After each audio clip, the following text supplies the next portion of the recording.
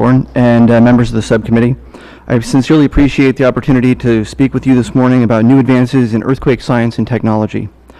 These advances will help mitigate the impacts to life, safety, private industry, and our economy before, during, and after our nation's next earthquake. I'm John Schelling from the Washington Emergency Management Division. Earthquake early warning systems around the world provide timely notification within a brief but critical window of opportunity to populations in an area that is projected to experience shaking. This important notification triggers a myriad of protective safety actions in seconds.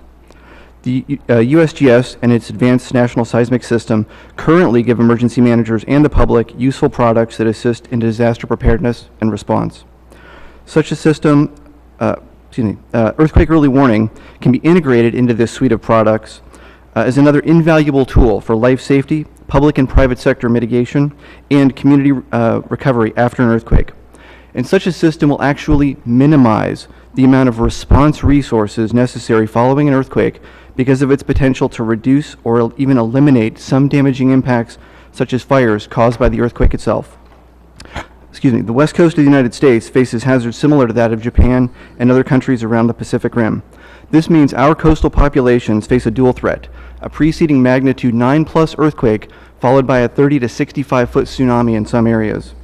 In a best-case scenario, the implementation of an earthquake early warning system along the west coast could provide 3 to 5 minutes of additional lead time for coastal evacuation before the first earthquake waves even arrive. In a situation such as this where seconds count, this investment will save lives.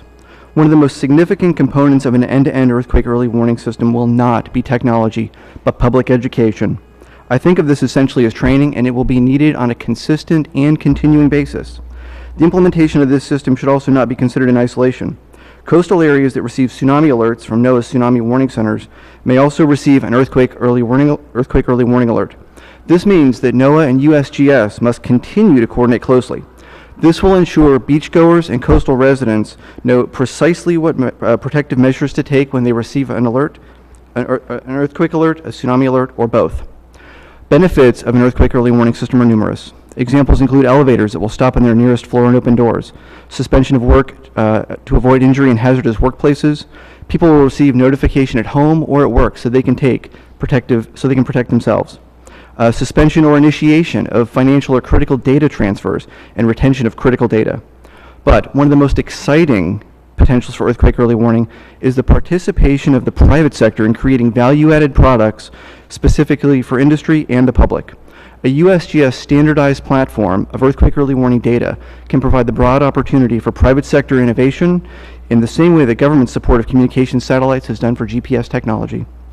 Washington State, like many other states, is striving to improve its resiliency, so the effects of an earthquake on our infrastructure and economy will not be catastrophic. However, a significant component of community resiliency is ensuring that residents and businesses feel safe enough to stay after an earthquake occurs. Learning from colleagues in Japan, their earthquake early warning system was instrumental in helping residents and survivors cope with aftershock sequences during the year following the March 2011 earthquake. Even a few seconds of warning for an aftershock gave them a sense of control, and providing a community with some predictability in an unpredictable situation can be empowering. It will greatly assist with short and long-term recovery so that residents will continue to live and thrive in their communities and provide the capital necessary for rapid restoration. It's also important to note that an earthquake early warning system does not preclude the need for earthquake or tsunami mitigation.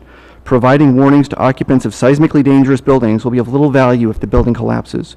One of the challenges that states like Washington are facing is the shortened performance period of FEMA's hazard mitigation and pre-disaster mitigation grant programs. By reducing the amount of time available for applicants to complete mitigation projects, it essentially eliminates any type of structural seismic retrofitting to improve life safety of a building. And one last note, states are already feeling the direct effect and loss of funding from FEMA's State Earthquake Assistance Program due to a lapse in authorization of the National Earthquake Hazard Reduction Program, or NEHRP.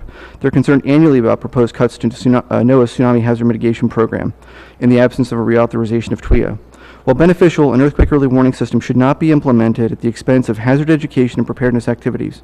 And as Congress continues to deliberate on the reauthorization of NEHRP and TWIA, I hope you will consider the value that earthquake early warning and these critical programs add to enhancing public safety and reducing unnecessary impacts to our economy, protecting property, and the environment. Thank you, Mr. Chairman. Thank you.